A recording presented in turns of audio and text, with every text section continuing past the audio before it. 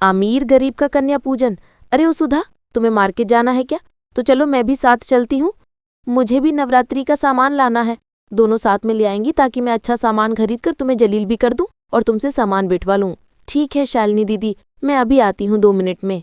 नैना, माही, तुम दोनों यहीं रहना, मैं सामान लेकर आऊंगी, ठीक है? ठीक है माँ। झाड़ू लगाकर सुधा अमीर पड़ोसन शालिनी के साथ बाजार चली जाती है, जहाँ दोनों नवरात्रि का सामान अपनी हैसियत से खरीदते हैं। मैंने तो 100 रुपए वाली एकदम भरी हुई माता की चुनरी ली है और चौकी का सामान। तुमने क्या लिया दीदी? मेरी तो छोटी चौकी है और माता रानी की मूर्ति भी छोटी सी है, तो मैंने 50 रुपए की चुनरी और बाकी का सामान ले लिया। अब हम तुम्हारा पति मेरे पति की तरह किसी MNC कंपनी में काम करते तो तुम भी मेरी तरह बढ़िया बढ़िया सामान ले पाती, लेकिन गरीब लोगों को तो बस सस्ती चीज में गुजारा करना पड़ता है।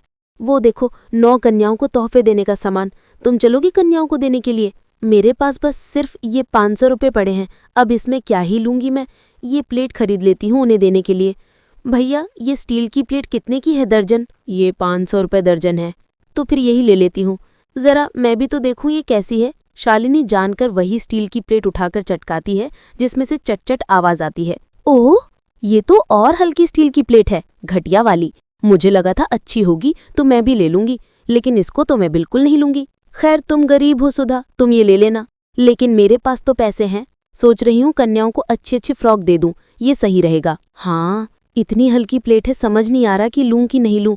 नवरात्रि के लिए तो और भी पैसे चाहिए, लेकिन मेरे पास कुछ नहीं है। अरे आप क्या सोच में पड़ी हैं? टाइम खोटी मत कीजिए। और भी कस्टूर देखने मुझे। लेना है तो बताओ वरना रखो, पता नहीं कहाँ से गरीब लोग आ जाते हैं। अब भैया वो गरीब है, उसका पति इतना नहीं कमाता तो उसकी क्या गलत है? भगवान सबको तो अमीर नहीं बनाते ना। नहीं भैया रखो मत, मैं ऐसे ही खरीद लेती हूँ। फिर सुधा सस्ती प्लेट ही खरीद लेती है और शालिनी सुधा को चढ़ाकर महंगे महंगे 9 कन्याओं के कपड़े खरीद लेती है। दीदी आपने तो कन्याओं के ऐसे कपड़े खरीद लिए जैसे कि पता है कि किस उम्र की कन्या आएंगी। कन्या तो कोई सी भी आ सकती है और ज्यादा भी। अरे मैंने आज ही पड़ोसन की बेटी को बोल देना है, मैं और किसी फालतू आलतू कन्या को नहीं बुलाऊंगा। मैं 9 अमीर लड़कियां तो हैं ही। माफ करना, मैंने तुम्हारी 2 बेटियों को इनवाइट नहीं किया, वरना बाकी बच्चों पर क्या असर होगा कि उन्हें गरीब लड़कियों के साथ बैठना पड़ रहा है। तुम समझ सकती हो ना? हाँ दीदी हाँ, आपको कुछ कहने की ज़रूरत नहीं है। कल मेरी बच्चियों ने दीदी के घर जाने की कही थी, वो कितना खुश हो रही थी, लेकिन ये तो बुला ही नहीं रही। कोई बात नहीं, माता रानी की इच्छा हुई तो मेरी बेटियों के लिए बुलावा कहीं और से आ जाएगा, वरना मैं अपनी कन्या पूजन में ही बिठा लूंगी। सुधा तुम बार बार कहाँ खो जाती हो? वैसे मेरा तो सारा सामान हो गया, सिंघाड़े का आटा, कुट्टू का आटा, व्रत के चिप्स, मूंगफली और फल भी। इन सब सामान में ही मेरे 1 लाख रुपए खत्म हो गए।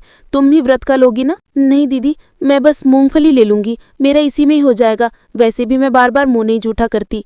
ये लो बोलो, तुम्हारे पास पैसे नहीं है इसीलिए तुम ज्यादा सामान नहीं ले सकती। चलो अब घर चलते हैं, वैसे भी तुम्हारे पास पैसे नहीं बचे। शालिनी एक और बार उसकी गरीबी को लेकर उसके जख्मों पर नमक मिर्च लगाती है। फिर दोनों घर आ जाते हैं और अपने अपने घर में साफ सफाई करते हैं। अगले दिन सुधा जल्दी उठकर माता रानी की छोटी सी चौकी लगा देती है।